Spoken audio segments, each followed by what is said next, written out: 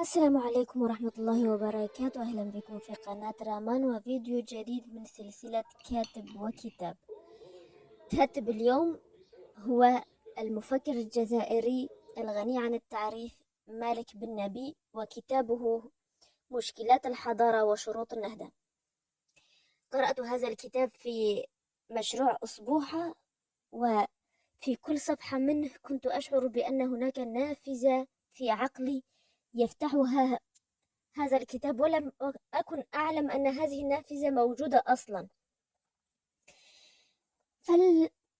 فلنتحدث أولا عن أول فكرة صدمتني، وهي فكرة القابلية للاستعمار. عندما تحدث مالك بن نبي في هذا الكتاب عن القابلية للاستعمار، تذكرت موقفين مررت بهما في الماضي. أحدهما قبل حوالي سنة، عندما جاء بعض جنود الأمريكان إلى قريتنا ومعهم مترجم، وسألوا بعض أهل القرية عن ما الذي يحتاجون إليه هنا. كانت أجوبة الجميع متشابهة بأنهم فقراء ويحتاجون إلى المال. هذا كل ما في الأمر. لم يقل أحد أنهم يحتاجون إلى من يساعدهم في تطوير أنفسهم ليصبحوا أفضل في المستقبل، أو ليساعدوهم في تأمين مستقبل أفضل لهم ولأطفالهم مثلا، أو حتى يحتاجون إلى أن يتم الاعتراف بهم كشعب مثل باقي الشعوب الموجودة على هذه الأرض، ويكون لهم حقوق مثل كل البشر على الأقل. والموقف الآخر هو حصل لي عندما كنت صغيرة. تحدث بعض الناس أمامي عن بلد يعيش فيه ملايين من الكرد، وحسب قولهم أن رئيس هذا البلد يغدق المال على الكرد هناك، وهم لا، حتى أنهم لم يعودوا يسألون عن حقوقهم في كونهم شعبا يعيش على أرضه منذ آلاف السنين. فقط يعطونهم، الدولة تعطيهم الكثير من المال ويسكتون. قال البعض من الجلساء: لو أن حالنا هنا لكنا مثلهم أيضا. فماذا يريدون أكثر من أن يعيشوا حياة مرفهة؟ ماذا يعني هذا؟ هذا يعني أننا شعب لدينا القابلية للاستعمار. ليست لدينا أي مشكلة في أن تستعمرنا دولة أخرى، ما دامت سوف تعطينا المال وتجعلنا نعيش حياة مرفهة.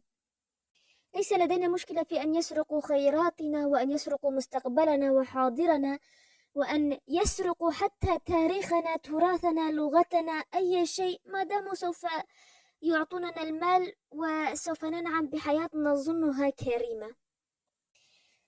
بعد هذه الفكرة تحدث مالك بن نبي عن وضعهم في الجزائر، وقال بالحرف: سوف أقوم الآن بقراءة فقرة من الكتاب بالحرف. مع ما استجلبناه من مصر الفاروقية، نسبة إلى فاروق ملك مصر حينها، من اسطوانات والأشرطة السينمائية المجافية للفن والأخلاق، فأننا قد استجلبنا أيضا أسسا لسياستنا تقوم على أفكار نضال العقول البسيطة كان لها أسوأ التأثير في حياتنا، حيث اتخذتها الدروشة السياسية شعارا لها ومبدأ، وكررتها على مسمع من الشعب الذي رددها معها سنين طويلة صباح مساء: إن الحقوق تؤخذ ولا تعطى. لحاها الله كلمة تطرب وتغذي، فالحق ليس هدية تعطى ولا غنيمة تغتصب، إنما هو نتيجة حتمية للقيام بالواجب.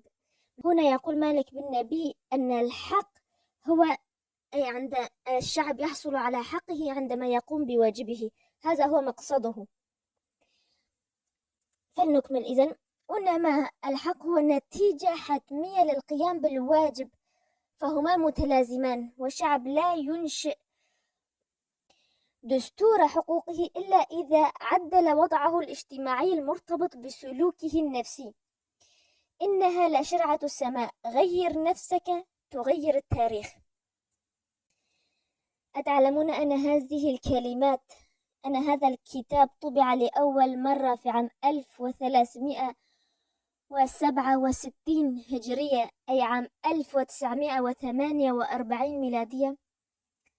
منذ ذلك الحين وهو يقول هذا الكلام. لو أننا قرأنا هذا الكتاب ربما لما كانت لتحدث الكثير من الأشياء التي حدثت في العقد الأخير. كلامه هذا ذكرني بالمقولة التي تقول للشباب: إذا أردت أن تغير العالم ابدأ أولا ونظف غرفتك.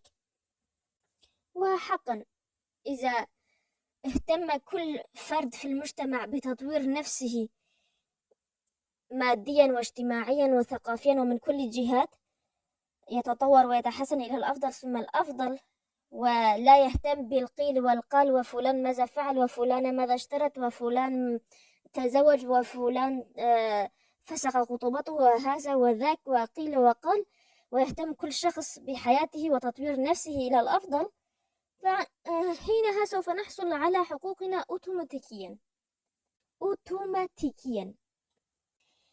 بعد هذا تحدث الكاتب عن الفرق بين الثقافة الغربية والثقافة الإسلامية، حيث قال أن الثقافة الغربية ورثت ذوق الجمال من التراث اليوناني والروماني، أما الثقافة الإسلامية فقد ورثت الشغف بالحقيقة من تراث الفكر الإسلامي، أي من الأخلاق الحميدة التي دعا إليها الأنبياء واحدا بعد الآخر الذين ظهروا في منطقة الشرق الأوسط بشكل خاص.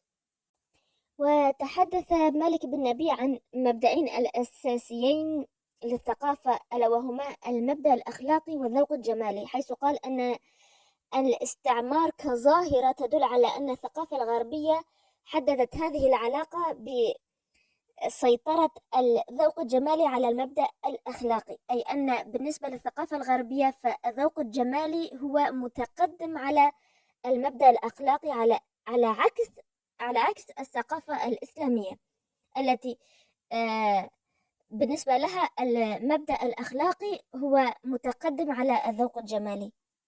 وبما أن الثقافة الأوروبية تقدم الذوق الجمالي، هنا يجدر بنا أن نوضح أن كل ثقافة سيطرة هي في أساسها ثقافة ينمو فيها الذوق الجمالي على حساب القيم الأخلاقية كما قلنا سابقا. وبما أن الذوق الجمالي متقدم في الثقافة الأوروبية، يترتب عليها الكثير من الأشياء، منها أنه يحدد منهاج سياسة مختلفة تماما. فبينما ينزع إلى منهج تأسيس ديمقراطية تجعل حرية الفرد هدفها وذلك بدافع جمالي، إذا بالثقافة الإسلامية من ناحية أخرى والتي تقدم المبدأ الأخلاقي تهدف إلى ديمقراطية تستهدف سعادة المجتمع وذلك بدافع أخلاقي، أي أن الثقافة الإسلامية تهدف إلى سعادة المجتمع بشكل عام، وليس إلى سعادة فرد دون آخر، أو سعادة كل فرد لحاله أو وحده. طبعا يجدر بالذكر أن الذوق الجمالي ليس تقديم الذوق الجمالي ليس هو السبب الوحيد في كون الثقافة الاستعمار منتشرة عند الدول الغربية، بل هناك سبب آخر، ألا وهو تكون رأس المال في أوروبا. فقد بسبب تكوين رأس المال الضخم في أوروبا ظهرت ظاهرتان اجتماعيتان، أولاهما ظهور طبقة العمال نتيجة الثورة الصناعية. طبعا انتشرت المصانع في كل مكان، وأصبحت هناك طبقة تسمى بطبقة العمال الذين يعملون في هذه المعامل. والظاهرة الأخرى هي ظاهرة الاستعمار. هذا سبب آخر من أسباب الاستعمار، ألا وهو أصبحت هناك الكثير من المصانع تصنع أشياء فائضة يجب أن يشتريها أحدهم. ومن سيشتريها؟ الدول التي يتم استعمارها. يجب أن يستعمروا دولا، يستعمروا شعوبا وأراضيا كي يشتروا ما يصنعونه. كي يشتروا من الأوروبيين ما يقوم الأوروبيون بصناعته. هذا ما أعنيه. في نهاية الكتاب تحدث الكاتب عن مشكلة المرأة وقال أنها لا تنفصل عن مشكلة الرجل، فهما يمثلان مشكلة واحدة، ألا وهي مشكلة الفرد في المجتمع. ومعه حق في هذا، فالمرأة أولا هي إنسان، ولذلك أولا يجب عليها أن تحصل على حقوق الإنسان، وبعدها هناك حقوق خاصة للمرأة. فعلى الرجل والمرأة، الإنسان بشكل عام، يجب عليه أولا أن يحصل على حقوقه، وبعدها هناك حقوق خاصة للمرأة من المفترض أن تحصل عليها. قد يسألني أحدكم الآن: إذا من هو مالك بن نبي؟ فاسم سلسلتك هو كاتب وكتاب. أنت أولا كان يجب أن تعرف بالكاتب ثم تتحدثي عن الكتاب، ولكن لا بأس، تركنا التحدث عن الكاتب إلى النهاية، فكما يقولون ختامها مسك. مالك بن نبي هو مفكر جزائري كما قلنا، ولد عام 1323 وتوفي عام 1393 هجرية، أي عام 1905 ولد ميلادية، وتوفي عام 1973 ميلادية. هو جزائري الجنسية، ترعرع في مدينة القسنطينة شرق الجزائر، حيث عاش مع عمه الذي تبناه منذ صغره، ولكن بعد وفاة عمه اضطرت زوجة عمه إلى إعادته إلى أهله في تبسة بسبب أحوالها المادية الصعبة. في تبسة كان دراسته في المدرسة الفرنسية، وكان أيضا يذهب إلى الكتاب، أي يذهب إلى المدرستين، في الصباح الباكر إلى الكتاب، والساعة 8 يذهب إلى المدرسة الفرنسية. ولكنه في سنواته الأخيرة هناك ظهرت لديه مشاكل في الرؤية، وكان يخاف من أن يخبر معلمه بذلك، فيتم فصله من المدرسة بسبب عدم قدرته على القراءة، فكان يعاني، لا يستطيع قراءة سطرين أو ثلاثة من الكتاب، وبعدها تصبح الرؤية ضبابية بالنسبة له. كان يشعر بالحرج عندما يتلعثم بالقراءة أمام زملائه في الصف.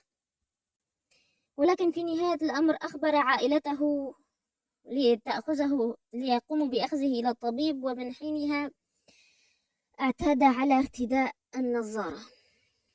الجدير بالذكر أنه لم يستطع إكمال دراسته في الكتاب، وركز كل تعليمه في المدرسة الفرنسية، وحصل على شهادة الثانوية في عام 1343 هجرية، والذي وافق عام 1925 ميلادية، ليسافر بعدها إلى فرنسا لإكمال دراسته، ولكنه لم يوفق في رحلته هذه، فعاد إلى بلده وعمل لمدة 4 سنوات في تبسة، ولكنه عاد مرة ثانية إلى فرنسا وأراد أن يدرس في معهد الدراسات الشرقية، ولكنه ذكر في الكتاب أن سحنته لم توفقه في ذلك، أو لم تسعفه في ذلك، ولا أعلم ماذا قصد الكاتب بأن سحنته لم تسعفه في ذلك، أي لأنه عربي لم يسمح له بالدراسة في هذا المعهد، أو لشيء آخر لا أعلم بالضبط. فدرس في معهد البوليتكنيك، ويذكر أنه كان يتعرض للكثير من المضايقات من زملائه، وكانوا يلقبونه بأبو 4 عيون لأنه يرتدي النظارة. في خلال دراسته في فرنسا استقبل وفد من جامعة الأزهر في مصر التي كان قريبا منهم، وكان هاجس الدراسة في هذه الجامعة يراوده دائما، حتى أنه ساعدهم في تعلم اللغة الفرنسية، وكان قريبا جدا من جمعية العلماء المسلمين الجزائريين التي كان يرأسها ابن باديس. تخرج من المعهد عام 1354 هجرية، عام 1935 ميلادية. بعد ذلك حاول الحصول على وظيفة في فرنسا ولم يفلح في ذلك. أراد الهجرة إلى الحجاز وأيضا لم تؤته فرصة مناسبة لذلك، فتوجه في نهاية المطاف إلى مصر. كل هذه المعلومات التي أذكرها، حتى المعلومات عن شخصه نفسه مذكورة في الكتاب. المعلومات عن الكاتب موجودة في بداية، في أول 30 صفحة تقريبا من الكتاب. شخصية قامة فلسفية وفكرية مثل مالك بن نبي يحتاج إلى ساعات وساعات للحديث عنه، ولكنني لا أريد أن أطيل الفيديو. وهذا كل ما لدي اليوم، ولا تنسوا أبدا ابغوا الخير للغير، لأن ما يصيبهم من خير لا ينقص من رزقكم شيئا. وإذا كان لديكم اقتراح لأي كتاب أو كاتب تريدون مني أن أتحدث عنه في هذه السلسلة، فلا تبخلوا علي بذكر اسم الكاتب أو الكتاب في التعليقات. وإلى أن ألقاكم في فيديو جديد، السلام عليكم ورحمة الله وبركاته.